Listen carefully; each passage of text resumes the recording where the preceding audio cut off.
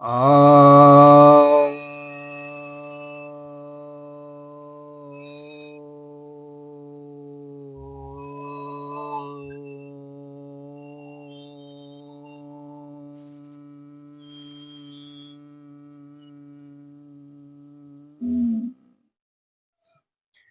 सभी भक्तजनों को सप्रेम नमन। भक्तों, आज आपके समक्ष आपकी जिज्ञासा का समाधान लेकर आया हूँ।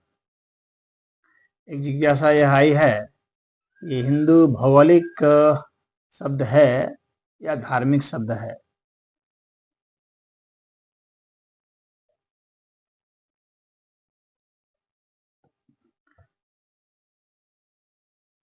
देखिए, इस शब्द पर ही बहुत सारा विवाद खड़ा होता है और बहुत लोगों ने बहुत तरह के प्रोपेगेंडा फैलाए इसी के आधार पर। कुछ लोग कहते हैं पारसी शब्द है, तो कुछ लोग कुछ कहते हैं सनातन धर्म में, सनातन धर्म के जितने भी ग्रंथ हैं उनमें से किसी भी ग्रंथ में हिंदू शब्द नहीं है, ऐसा कहते हैं। कम से कम पुराने जो ग्रंथ हैं उसमें तो नहीं। तो जो नए बाद के कुछ ग्रंथ हैं उनमें भी हिंदू शब्द आया है। बृहस्पति स्मृति में भी आया है, तो कहीं ना कहीं तो आए हैं, ऐसी बात नहीं है कि नहीं आए हैं। तो उसका वह तो आया है, लेकिन यह कहना कि कहीं नहीं था तो अभिलेखों में बहुत मिला भी है और विदेशों के भी अभिलेखों में मिला है, जिस नाम से वे पुकारते थे यहाँ के लोगों को। तो ईरान के अभिलेखों में आया है, डेरियस के अभिलेख में आया है, और चीन चीन के भी अभिलेख में आया है, बाइबल में भी आया है। तो यह भारत के लोगों को पुकारने का यह एक नाम तो था ही। अब कुछ लोग जो है, भाई आपको जब पुकार रहे हैं तो पुकारने के पहले एक तो ये सामान्य होता है कि भाई आप वहाँ के हैं तो आपको पुकारा जा रहा है उस तरह से, तो आपसे लगाव है तो अच्छे ढंग से पुकारा जा रहा है। लगाव नहीं है, आपसे दुराव है, आपसे शत्रुता है, घृणा है, तो गलत संदर्भ में पुकारेंगे। तो आदमी अपने भावनाओं के हिसाब से जो है उसका अर्थ भी रख देता है। तो फारसियों ने कहा गया है कि पारस जो जब इस्लामिक शासन जब हुआ पारस में, तो पारसियों ने जो प्रयोग किया उस समय इस्लामिक शासन में, तो इस्लामिक शासन वाले कभी किसी को अच्छे शब्द से नहीं पुकारते, सबको हे नीच समझते हैं वे। तो वो सदैव है बुरी निगाह से देखते हैं, घृणा की निगाह से देखते हैं। तो जाहिर सी बात है कि अच्छी शब्दावली का प्रयोग वे दूसरे के लिए कभी करते ही नहीं। तो उन्होंने हिंदुओं के लिए भी अच्छा शब्द प्रयोग नहीं किया, लेकिन वही अरबियों ने, यानी उसी अरब में इस्लाम के पहले जो है हिंदू शब्द का प्रयोग है, और वहां जो प्रयोग है तो वो अच्छे अर्थ में प्रयोग है। लेकिन जब इस्लाम आ जाता है तो वही हिंदू फिर घृणा का शब्द बन जाता है। तो यहाँ पर यह जो है, जो सिंधु जो शब्द है, सिंधु से ही बिगड़ करके हिंदू बना है, विकृत होकर के उच्चारण दोष के कारण भी बताते हैं विद्वान सब की बना है यहाँ।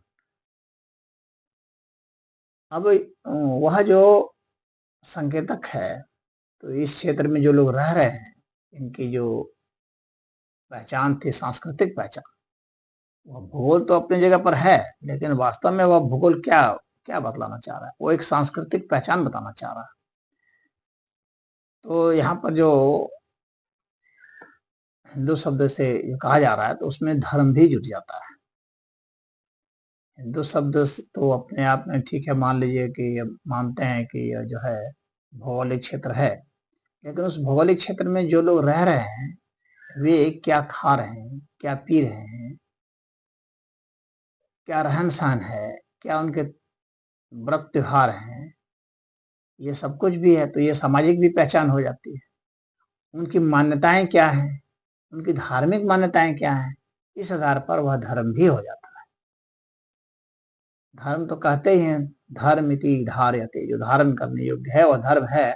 और जो धारण करने योग्य है, सत्य है, अहिंसा है, अक्रोध है, इंद्रियों का शमन दमन है, यानी इंद्रिय निग्रह है। तो ये सब जो धारण करने योग्य विषय हैं, औस्तेय है यानी चोरी नहीं करना, ये सब सब धर्म के लक्षण बताए गए हैं ना। स्वाध्याय करना, ये सब धर्म के लक्षण बताए गए हैं। और धैर्य धारण करना, तो ये सब आखिर कर कौन रहा था, कहाँ करने के लिए उपदेश दिए जा रहे थे, और कौन, किसने, किस व्यक्ति ने और किस समूह ने धारण किया था। तो यह जो सिंधु क्षेत्र के लोग हैं, तो ये हिंदू हैं और ऐसे वैसे लोग हैं जिन्होंने ये सब धारण कर रखा था। और ये मोक्ष मुक्ति की बात करते थे, आत्मा संबंधित बात करते थे। तो जितने भी धारणाएं थी सनातन धर्म में, उसको जिन जिन लोगों ने धारण कर रखा था वे हिंदू भी कहलाए अपनी भौगोलिक दृष्टि से। तो सनातनता जो है, या तो इनकी फिलॉसफी हो गई, साधना पथ हो गया, धारणा पथ हो गया, इनका ध्येय हो गया, क्या इनका ध्येय क्या है। तो वहां पर जो है इनके साहित्य भी आ जाते हैं, इनके हर चीज आ जाती है, इनकी पूरी संस्कृति आ जाती है। और फिर इनके साधना पक्ष, सिद्धि पक्ष, उसके बाद का व्यवहार पक्ष, कर्म पक्ष, तो सारे सिद्धांत दृष्टांत सब आ जाते हैं। तो ये आखिर जो है, ये हिंदू शब्द यहाँ के लोग ही तो कह रहे हैं, अन्य जगह वालों को तो हिंदू नहीं कहा गया। तो जाहिर सी बात है कि यह सिर्फ भौगोलिक नहीं है। कुछ लोग अभी ये कहते हैं कि नहीं ये पॉलिटिकल है, इसलिए कहते हैं क्योंकि यह एक संवैधानिक शब्द भी है, संवैधानिक शब्द भी है, इसलिए ये उटपटांग सिर्फ ये इसको सिर्फ उसी से जोड़ के देखते हैं। और संविधान में से आर्टिकल 25(2)(b) में बताया गया है कि हिंदू कौन कौन है। हिंदू कोड बिल है, तो उसमें बताया गया है कि भाई जो शादी विवाह होगा, नास्तिकों के लिए तो कोई कोड बिल है नहीं, और बौद्धों के लिए कोई कोड बिल है नहीं, जैनियों के लिए कोई कोड बिल है नहीं, आर्य समाजियों के लिए और शैव समाज के लिए अलग अलग जो मत हैं भारत में, चाहे सिख हैं, इनके लिए कोई अलग से कोड बिल नहीं है, क्योंकि ये इसी धराधाम में उपजे हैं। और थोड़ी बहुत जो है इनके मत में भिन्नता रही है, लेकिन सांस्कृतिक भिन्नता बहुत कम रही है ना। तो धार्मिक भिन्नता, फिलॉसफी भी इनकी जो है ठीक है, कहीं ना कहीं कुछ अंतर है। हम ये नहीं कह सकते कि बौद्ध और जैन जो है एक ही फिलॉसफी को मान रहे हैं, या बौद्ध और सिख जो है एक ही फिलॉसफी को मान रहे हैं, या लिंगायत और जो है सिख एक ही फिलॉसफी को मान रहे हैं, ऐसा तो नहीं कह सकते। लेकिन बहुत सारे धार्मिक रीति रिवाज, त्योहार, व्रत, ये सब एक ही है।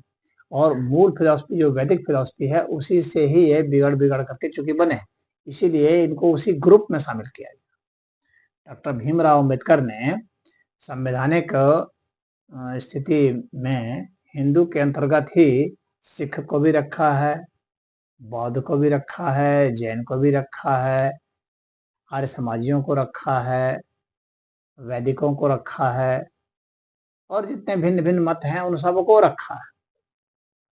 क्यों? क्योंकि ये मूलतः एक है, थोड़े बहुत अंतर हैं, तो वो अंतर जो है वो इनके व्यक्तिगत धार्मिक मान्यताओं वाले अंतर है। लेकिन शादी ब्याह के लिए तो बाकी किसी ने भी तो कुछ नहीं निकाला अलग से,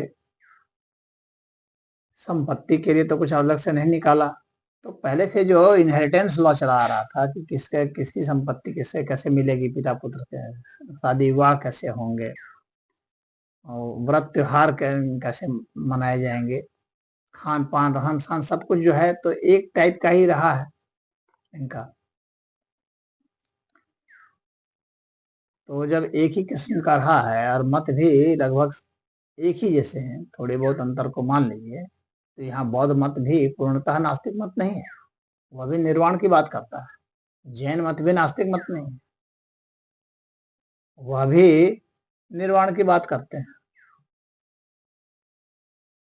तो यहाँ जो मुख्य ध्येय को देखा गया तो पाया गया कि जो चाहे वैदिक मत है, चाहे बौद्ध मत है, चाहे जैन मत है, चाहे सिख मत है, ये सभी तो निर्वाण की बात करते हैं ना। जबकि इस्लाम और ईसाइयत जो है निर्वाण की बात नहीं करते हैं।